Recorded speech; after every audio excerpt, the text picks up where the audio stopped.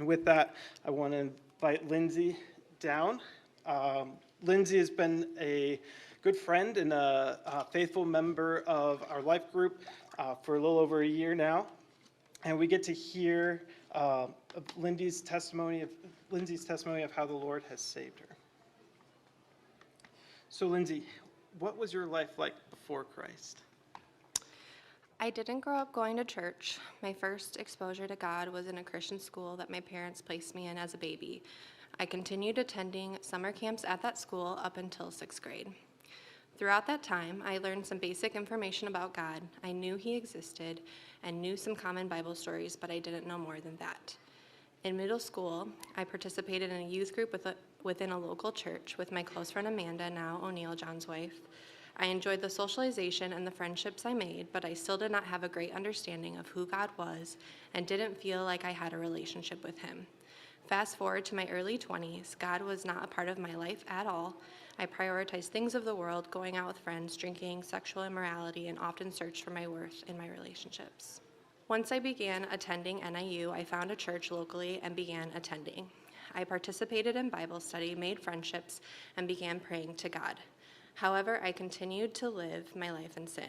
I hid my sinful lifestyle from my church and eventually couldn't manage my double life. Shortly after I left the church, I ended up getting pregnant by a guy I was not dating. I felt that my life was ruined and felt pressure to terminate the pregnancy, but didn't end up going through with getting an abortion. On April 2015, I was induced at 41 weeks pregnant, and unfortunately,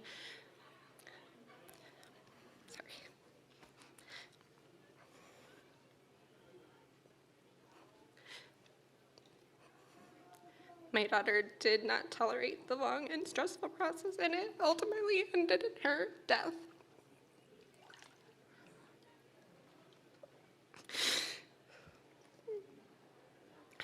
Her name was Amelia. After this happened, I had a really hard time believing that God existed. I had experienced months of depression and anxiety until I finally went back to my old lifestyle. Eventually, I couldn't stand the life I was living, the toxic relationships I have, and the choices I was making, so I decided to move a couple hours away to attend graduate school at ISU. It was there that I met my husband and also began to start gravitating toward God again. Shortly after getting married, God blessed us with our son. I was afraid, suffering from PTSD from my previous loss, but also trying so hard to lean on God. Ezra was born happy and healthy in April 2020, and I was grateful to God for that. However, I let anxiety and depression take the wheel during his first months of life, constantly worrying that I would lose him. We got pregnant with our second son and decided to move back to Rockford in May 2021 to be closer to family. Our experience having Atlas was much less stressful. However, I struggled with postpartum depression afterward. I knew something needed to change in my life. I needed a savior. My husband and I decided to attend Redeemer Church on Easter in 2022. We continued going every week after that, joined the O'Neill's life group, and I started studying the Bible. Through all of these things, I have grown in my understanding and love for God.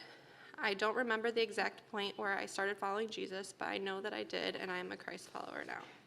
Since coming to know Christ, God has helped me to be more aware of the sinfulness in my life. Through my regular attendance at Redeemer, prayer, and time in His Word, God has shown me that we are all sinners in need of a Savior. We need Jesus. We can't defeat sin and get to heaven on our own, but Jesus Christ paid the price so that we could be saved. I feel like I can finally put my complete trust in the Lord, and I feel He has given me a joy that I have never felt before. Even in times of difficulties, I have joy in the Lord. As I learn to obey His Word, I'm seeing the fruit of that in my life. My relationship with God isn't surface level anymore. I'm ultimately learning to live my life for God, not others or myself. In everything I do, I want to glorify Him.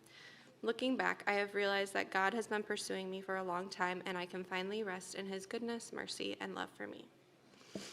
I want to be baptized because I want to outwardly express my faith in God. I love Him, and I want to obey Him.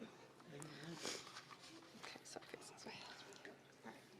Lindsay, by your profession of faith, I baptize you in the name of the Father, the Son, and the Holy Spirit.